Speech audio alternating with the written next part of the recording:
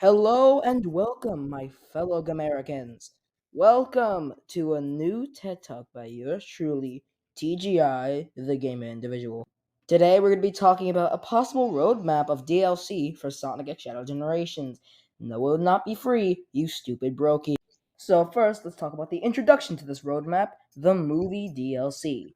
This is one of the only actually confirmed DLCs for the game, solely consisting of one level. I don't really think that's true, actually. You're going to hear that a little bit sooner. Yeah. So, yeah, in the DLC, you play as Movie Shadow, aka Keanu the Hedgehog. As you make your way through the Tokyo Zone, aka Tokyo Scramble, we don't know if that name's official yet. I just found it on some random ass video, so, yippee. We don't know if you would be able to use Doom powers in this stage because apparently this is supposed to reenact one of the actual scenes in Sonic Movie 3. So I don't know if we'll be able to use Doom powers in this. But I have a little theory. I don't think this is just going to be a level. It's already confirmed that you'll be able to wear the skin outside of the same level. But I think we're getting a little. Yoop! A little boss fight with it. What would this boss fight be? Well, I think it would be a boss fight with the movie version of Team Sonic. Or Team Heroes. Or Sonic Heroes. And now, let us talk about how this boss fight would play out. The introduction to the scene would basically just be uh, pretty much just be a remake of the scene with Team Sonic meeting not Team Shadow, what the fuck? Shadow the Hedgehog in like the rubbled Tokyo City. Same dialogue, same voice actors, maybe not Knuckles apparently. I just saw a comment about that. I don't know. The fight itself, I don't really have that many dice for it, but for now, it would pretty much just be a more upscaled, more intense version of the OG Team Sonic boss fight in Sonic Heroes. The totally best game ever, and I am definitely not Premi Demi. With Sonic, Tails, and Knuckles being able to perform team attacks, which they would actually only perform during the second phase. And then, of course, the last QuickTime event would be a recreation of the fabled, most beautiful scene in all of cinema. Okay, time for DLC 2, the Extra Adventures Pack. This DLC would basically just add some new extra levels to Sonic and Shadow Generation. For Sonic Generations, it would open a new area in the gallery called the Special Space, which would hold all the DLC levels. Those levels being actually exclusive Sonic Gen's 3DS levels, Mushroom Hill Zone, and Emerald Coast. I'm sorry, Water Palace. Are you a classic or a modern? I can't fucking tell. And for Shadow Generations, just like Sonic Gens, a new area in the gallery would open called Special Space. This probably would have already existed in Shadow Generations because I think this is where the movie level and the movie boss would be held.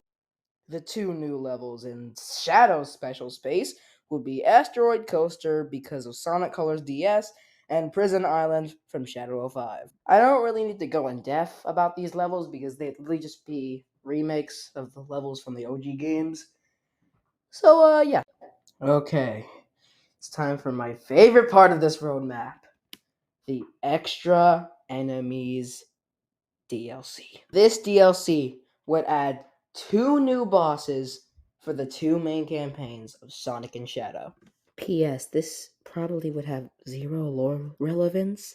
I mean, they could make it canon if they wanted to, but like, yeah, probably all the DLC is just some non-canon fun shit. Anyway, both of these new bosses would be located in the special space with the other extra levels.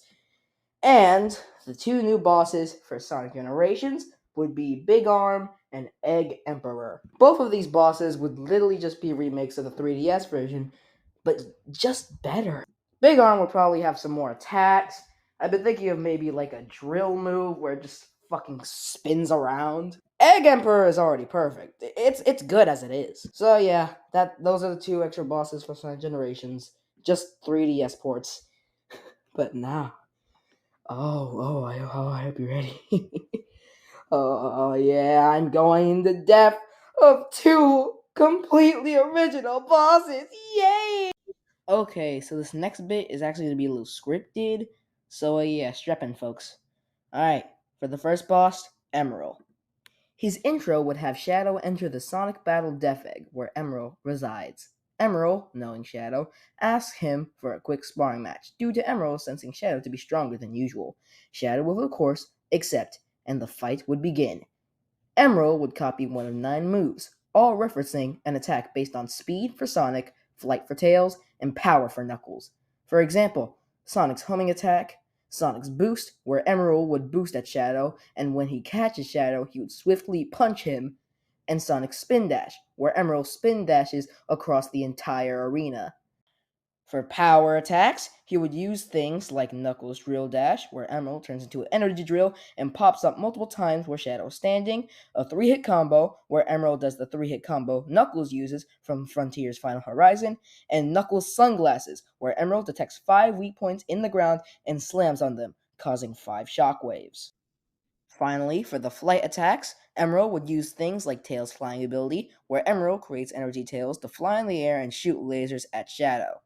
Tails' spin attack from Sonic Adventure, where Emerald acts like Knight's shield from Frontiers, and the bombs from Tails' Adventure, where Emerald spins around in the center of the arena and launches both normal bombs that explode immediately and timed remote bombs that explode after 3 seconds. And in order to deal damage to Emerald, Shadow can attack him right after Emerald does one of these 9 attacks, doing a quick kick to deal a bit of damage. And after enough times doing this, Emerald would stagger, enabling you to do some heavy damage to him. For Emerald's Phase 2, Emerald would start surging with power, and a purple aura would start to appear. Time Meter would actually be powering up Emerald, causing a swirl of blue, yellow, red, and purple in his eyes, causing Emerald to open his third eye and become Ultimate Emerald Version T. Yeah, I know the name's not that good. With Emerald having all 9 of his attacks powered up, being faster and upgraded, and with 3 new special attacks corresponding with the 3 emblems: Sonic Wind Tornadoes for speed, Power Laser and Missiles referencing Sonic Adventure 2 for light, and Knuckles' Maximum Heat Attack for power. When charging one of these special attacks, Shadow can gain Chaos Energy by throwing Chaos Spears at Emerald. When charged up, Shadow can use Chaos Control to stop Emerald and send him into a Doom Blast. Shadow can kick him into a wall to deal some heavy damage. Emerald, due to the Time Meter's power, can summon Wire-like Claws, a reference to Ultimate Gemerald, made of time energy. He has 2 attacks using the time energy, one where he makes wire claws, creates multiple rockets, and throws them into the air, and then slams them down like Harriet from Mario Odyssey, ending with one giant rocket slam. And another attack is where Emerald tries to latch his wire claws onto Shadow to electrocute him. The more wires on Shadow, the more rings lost. Once Emerald's HP reaches 0, Shadow and Emerald will fight hand to hand with a cutscene recreation of the Emerald fight scene from Dark Beginnings, and ends with Shadow and Emerald jumping off walls and clashing their punches. And with Shadow's Doom Energy overwhelming Emerald, his third eye shatters, Emerald deactivates, and Emerald gets sent back to his own time. Okay, now for the second extra boss for Shadow, Infinite. For Infinite, his intro would have Shadow travel to the place where Sonic first encountered Infinite in Sunset City. Infinite recognizes Shadow and bloats about how his body has ascended to a new plane of power. Also, I think he'd be written as a controlled villain, taking inspiration from the Let's Fix Infinite Sonic Forces rewrite series by Garrulus64. After, he would transport Shadow on top of the Mystic Jungle Snake. For the first phase, it would be a recreation of the OG Sonic Forces Mystic Jungle Infinite fight, obviously, with the same attacks. And instead of his phantom attacks causing illusions, they would just deal damage and obscure Shadow's vision. And the illusions would just be separate attacks for Infinite to use. No clone attack, LMAO. He would also be able to spawn in a surge of phantom energy, forming multiple pillars on the snake as well. After this phase, the second phase would start with Infinite transporting Shadow to the capital city. This phase would be a 3D recreation of the OG capital city fight, and yet again, his illusions, like the cannons and turrets, would be separate attacks. So basically, think of the Infinite Force Infinite Fight 2 3D mod, but boosted with sweet corporate power. Also, his dash attack would be changed so he would teleport near Shadow, then dash to catch him off guard. After this phase, the in-between phase would begin, where Infinite elongates the hallway with his phantom energy and creates a gauntlet of obstacles for Shadow to cross, using every single one of his attacks from phase 2, whilst also spawning in egg ponds. When Shadow reaches Infinite, Infinite will do 3 final phantom dashes, and then Shadow will have to hit him once, and the phase would end. For Infinite's final phase, he would use the max power and potential of the Phantom Ruby prototype, having him transform into a new form, which would look similar to Warlock Infinite, and he would transport Shadow to the null space. Shadow would have to use his Doom Wings to chase Infinite through the null space.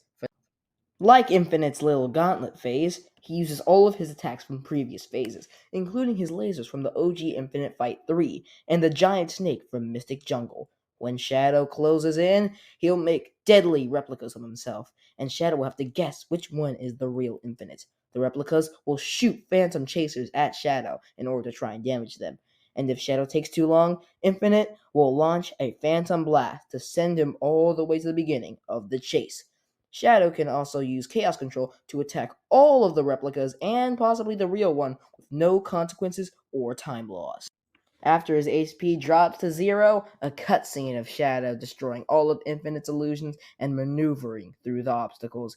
He reaches Infinite. Infinite then summons a whole army of replicas as he charges up another Phantom Chaser, but Shadow boosts straight through the army. Shadow reaches the real Infinite in time before he launches another Phantom Chaser and punches him right in the Phantom Ruby. With the Phantom Ruby cracked, Infinite starts to glitch out, turns into phantom energy, and is sent back to his own time in the future through a portal. Okay, we're back to being unscripted. Thank you all for listening to my TED Talk. I do believe that in one of these DLCs, they could update Time Eater to make him more like the 3DS Time Eater. So, yeah, come on, Sega. Anyway, my last message, console Time Eater bad, 3DS Time Eater good. Bye bye!